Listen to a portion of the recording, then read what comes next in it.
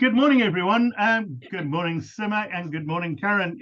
Today, I have both of my colleagues with me, but Simak and I are going to talk a little bit about tax. Now, yes, I know this is not everybody's favorite subject, but it's crucially important. It is, especially for our small and medium businesses, that we have an understanding of what's going on there.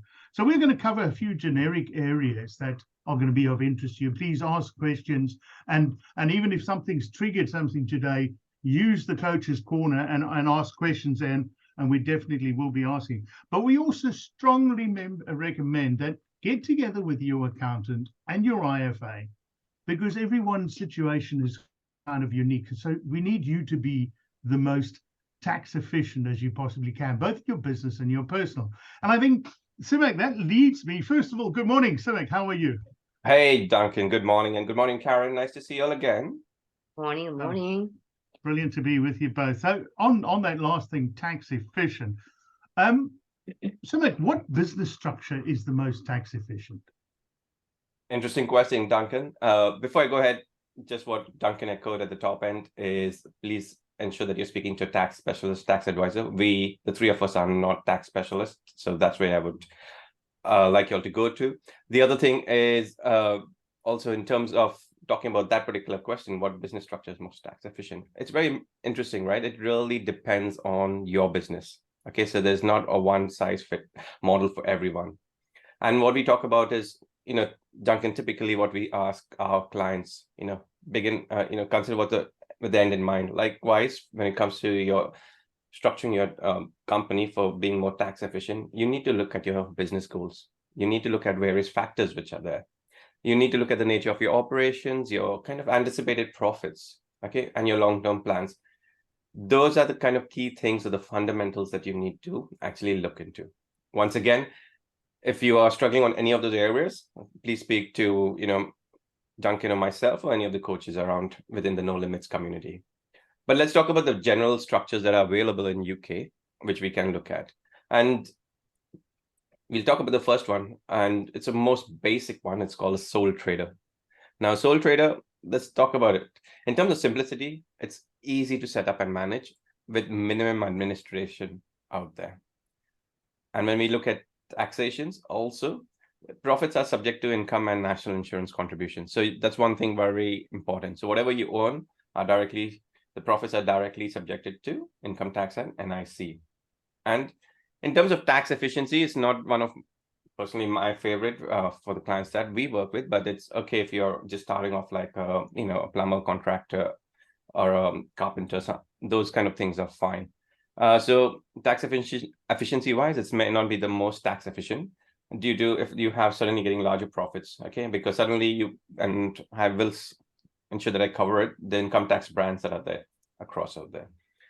Next, what we move on to is a partnership. A partnership, general partnership or LLP.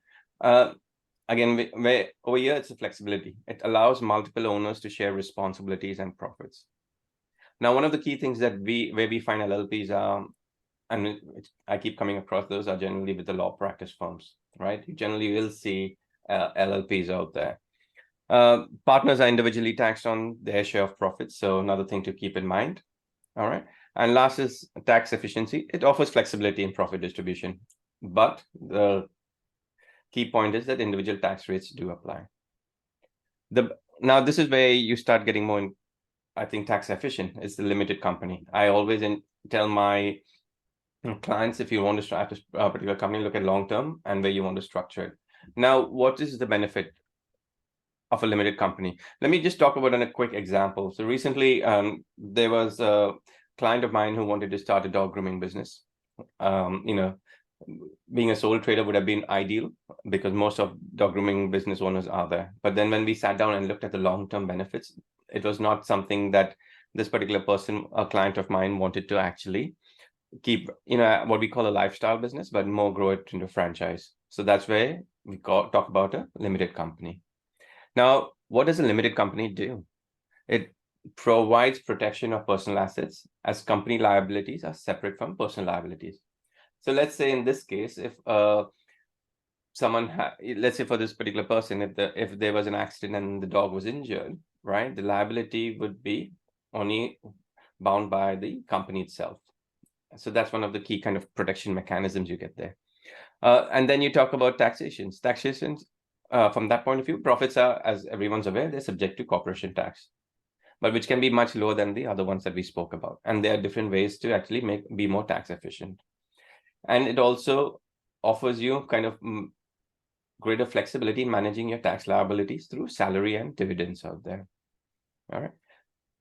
And then there's the hybrid variation where you talk about self-employed with limited company. And then you go into it's kind of a mash between those two. It's a hybrid approach. And you can speak to your accountant and you can find the most efficient way to do that. Now that's very specific if you want to go down that way. Then you have the community interest company, but these are all social enterprises, okay? They're all community-based focus objectives. And taxation, again, is subject to corporation tax, similar to limited companies. In terms of tax efficiencies, you don't get special tax relief, but the structure may attract, it's more for investors who are socially, they want to invest their money in social activities out there. And for me, the last one is the cooperative side. And on the cooperative side, you have collective ownership, like co-op and all, and it's operated by and for the benefits of its members. In taxation, from a taxation perspective, profits are typically distributed among members based on their participation as part of the collective. And tax efficiency, the implications vary based on cooperative rules and individual member activities, right? So it's a bit, I would say, complex, but it's very specific. But for our kind of Action Coach No Limits community, for me, it's more around the sole trader, limited liability company, and LLPs, or mash of that. That's kind of the overall, I would say, the structure. No specific way of doing that. No, I think that was great. Thanks very much, Crikey Moses. It can start to get complicated at the end of it. But I think one takeaway for me was sole trader and partnerships is personal income tax level. So depending on income, so income tax being the operative word, limited company is corporation tax, which is a lot lower. And as you said, a lot more flexibility. But I reiterate what you said. It's unique to your specific situation. You need to go and I love that begin with the end in mind. It implies it has implications quite across. Simek, that was great. Thank you very much. I think that makes things very clear. People, any questions, please feel free to ask us. But once again, speak to a tax expert. Second question I have from the team was, what expenses can I claim as business costs? Yeah, I think this starts can get complicated, I think. Yes. Now again, it's a very good question, and this is where, if you have a limited liability company, LTD, sorry, that's where you can actually start being more smarter in way of managing your money, and also then paying less tax, but also with the other entities that we've provided, that I spoke about earlier. As always, it really depends on the nature of your business and also the local tax laws out there. So let's talk about, I'll go through some headings, Duncan, since you are also a business owner. Let's talk about office expenses. Rental, lease payments for office space, would that be an office expense, according to you? Yeah, absolutely, yeah. Good, excellent. Utility bills? Yes.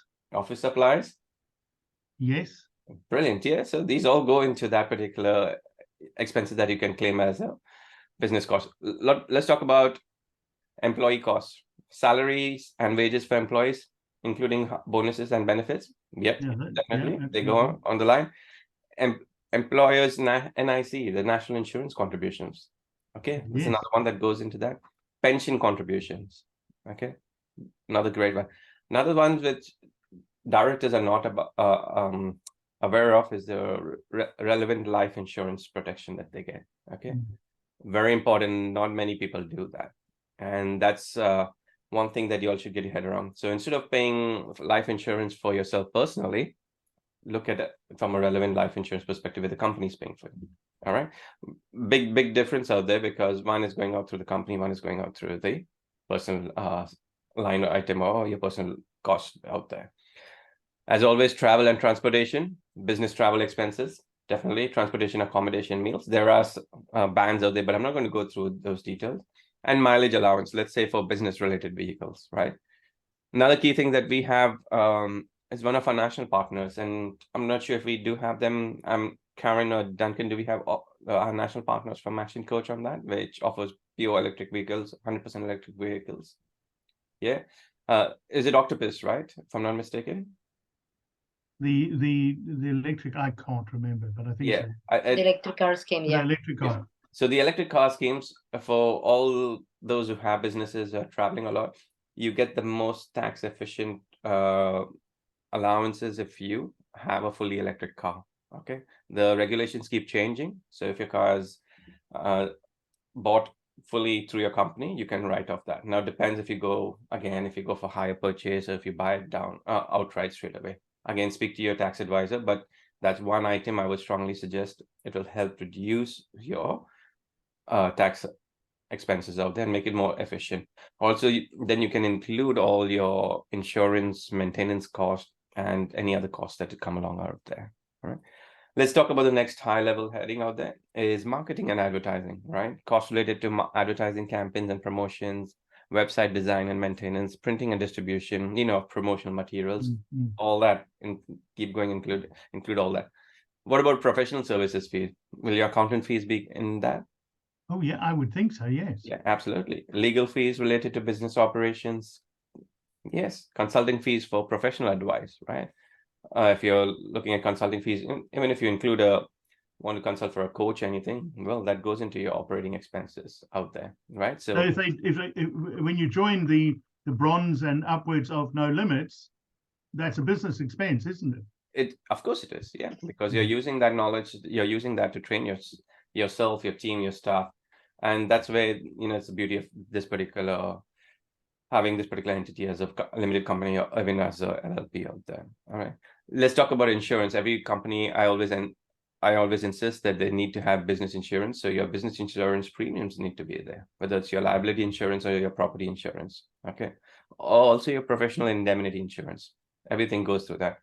We spoke about rent and leasing. Again, rent and leasing, you need to also put that in your lease payments for equipment or machinery. Okay, rent for equipment, vehicles, or premises used for business operation. Now, here's also another key thing, right? Is if you are renting a massive property, right, for operations, if you have a factory or if you have a flow, and let's say you have significant amount of money sitting in your bank, there are ways now which you can use SaaS, a small self-administrator scheme, where you can actually then have a more efficient vehicle, or SPV, a special purpose vehicle, to actually invest in that property separately from your company. Then then you can actually lease that property from that SPV. All right, and then you see that the money stays within I would say this share of directors that are there, or also by yourself. So that's another most efficient way of doing it. Again, we spoke about communication expenses, phone and internet expenses, postage and courier cost. Now, this is another important thing. When we talk about renting and leasing and communication expenses, most of the small businesses that we have, they operate from home. Okay, so there is an element, there's a percentage which you can claim back because if you use your home as an office. All right, speak to your accountant. They're pretty clear about all this. They know how to calculate on certain parameters out there. Again, training and development, same thing out there. This is again where you guys want coaching, you guys want consultancy work. Go ahead. If you incur costs through No Limits or Action Coach or any other coaching company, it can be claimed out there. Okay, and also professional development expenses. So this is all, but it all must relate to growing your company, okay, and building the company out there.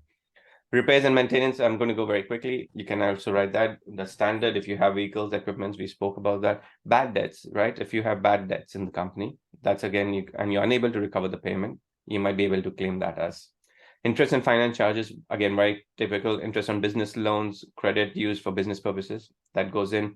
R&D is there. It's a big one, but I'm not going to cover it because R&D, it is slightly complicated. We have specialized tax specialists within our national Action Coach partners, which we can talk about it. And then again, you go on to subscriptions and memberships, and you look at entertainment and hospitality, right? Subscriptions and memberships, typical membership fee for professional organizations relevant to your industry. Like it could be your chamber of commerce, it could be a local kind of industry specific trade communities out there. And once again, memberships, so actually Coach No Limits also could be one of that. And lastly, entertainment and hospitality, right? And so if you have to take for business related, you take your clients off for a meal, yada, yada, yada. There are certain restrictions you need to be aware of, but speak to your accountant. All right. Lastly, so that's kind of the ways of optimizing out your salary and your expenses, sorry.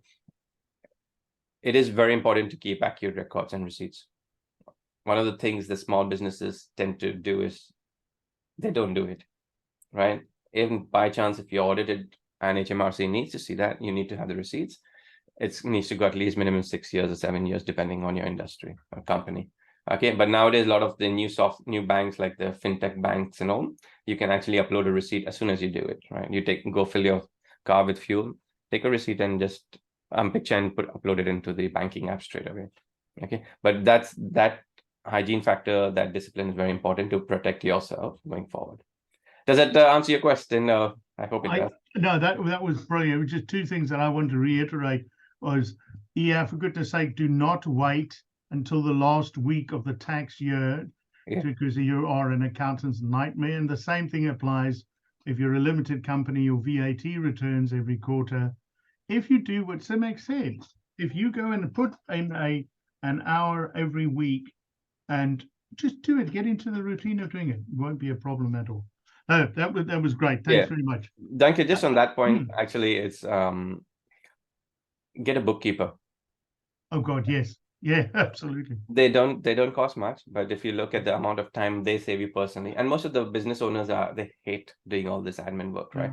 And we have a few bookkeepers within Action Coach, No Limits. Please go reach out to them. That'd be great too at that level. Yeah, but even at the point of making, I've got a receipt that I've got to I've got zero, but it's so easy. Just using your camera on your phone, boom, and send away. Do not wait to right to the end. Brilliant. Next question. How can I optimize my salary and dividend structure? Interesting one. So optimizing your salary and dividend, there's a strategy that needs to be there for. And as a director for a limited company, you need to find the right balance between your salary and receiving dividends. But saying that, if you had a company for a long time, the dividends now have come down drastically, right? Once upon a time, they used to be about all the way from 10,000, then they went to 2,500, 2,000, and now they're going to be about 1,000 out there, right? So as you're aware, a salary is subject to income tax and NIC, which is National Insurance Corporation, at the relevant rates, okay? And dividends, they are subject to dividend tax rates, which are typically lower than income tax rates. But let's go through the basics, right? Just for everyone's benefit. So let's talk about I'll focus on 2023, 24 and the tax band threshold. So the government gives you a personal allowance, okay? You can make from 0 to 12,570, okay? And you don't pay any income tax on that, okay? Make sense? And this also goes for the current year, 2022, 23. Now, then you have the basic rate income tax, and then you have the higher rate income tax, and then you have the additional rate income tax. Very quickly, the basic rate, it's 20%. So any amount that you start earning from 12,571 to 5,270, all right, you'll be taxed at 20%. Okay. Now let's say you start earning that, for that particular band, you'll be charged 20%. Now let's say if you make 60,000, and whatever is there from, let's say 90,000. Okay, so whatever is there from 50 to 70 upwards up to 90,000, you're going to pay 40% on that. And then you have the additional rate income tax, which is actually this for 2023 and 24, as you're aware, it's been reduced from 150,000 to 125,140. All right, upwards. So, and that you're taxed at 45%. So you need to be aware of that kind of tax bands of that. But again, speak to your accountant. Generally, they will help you structure your salary and your dividends around that. Okay, very quickly, since we're talking about the salary tax band, let's talk about the dividend tax bands also. So this is very typical when you're taking out dividends to your company. So you get an allowance of £1,000, but anything from £1,000 to, let's say, 36,700 will the dividends that you take, and if you are a basic tax payer, you'll be charged 8.75%. Okay, on that level. If you're on the higher rate tax bracket, you'll be charged 33.75%. That is typically from 36,701 to 125,140. Okay, and lastly is the additional rate. It's 39.35% for anything over 125,140. Just those numbers are there, but it's important you know that so you can structure. One of the key things also when you look at this is, do you understand your salary and your tax and your dividends? Are you actually doing your budgeting and forecasting for the year? Okay, most of the clients which I sit with, business moves off too quickly and they're not looking at the long term. Okay, so are you sitting down with your coach, your accountant, and your tax specialist and IFA and saying, okay, for this year I'm going to take X amount of money and this is how I want it to be structured. If there's something remaining, we'll do that, right? And what are my dividend structure? If you have that in mind, if you know where you're going at that particular level, okay, you can proportion certain amount to your, I would say your own bank accounts. If you remember, I had actually conducted a session a couple of months back, which I spoke about paying yourself first. So we created about 5 different bank accounts. So you would typically put your salary and all that into a particular account out there. Similarly, for your taxes, put it into a separate account. So you are not really eating and you're not actually panicking when it comes to 31st of Jan, or when you have every quarter you have to pay your VAT bill. All right, very important you focus on all that out there. Also, you need to consider NICs out there. And what else could be there? You need to stay within your dividend allowance, right? Most of the directors or most of the clients that we see, they take out so much money, then they have stuck with a high, I would say, tax bill. All right, and then what they do is they take out additional money and then it backfires to them, which we talk about a director's loan. Now you need to avoid overdrawn director's loan account on that. So it means that if you take more money out of the company that has been earned in profits, it might be considered as an overdrawn director's loan account and could have tax implications. Okay, and the government, HMRC, has been getting very strict about this recently. Okay, lastly, apart from all your salary and dividends, consider again tax efficient benefits such as pensions. Relevant. I spoke to you about the relevant life insurance protection and employee benefits. Okay, so these are very important that you speak. As always, it's continuously changing tax laws, so seek professional advice out there. All right. Yeah, I think the biggest takeaway from that is absolutely. I think it's the same with everything you've spoken about. Structure and a plan is so important. Sit down with your tax advisors, your IFAs, your accountants, and really structure it. No, that's great, Simek. Thank you. And I think the last question I have to you this morning is, what tax deductions and allowances apply to my industry? I mean, are there differences between the industries? Yes, and I'm not sure who asked the question. So again, it really depends on your industry, your SIC code and all, but let's talk about at a high level, all right? And I'm not sure whoever answered that. So there's typically you have a service-based company, you have your physical products, or retailer, you have a mash of both, right?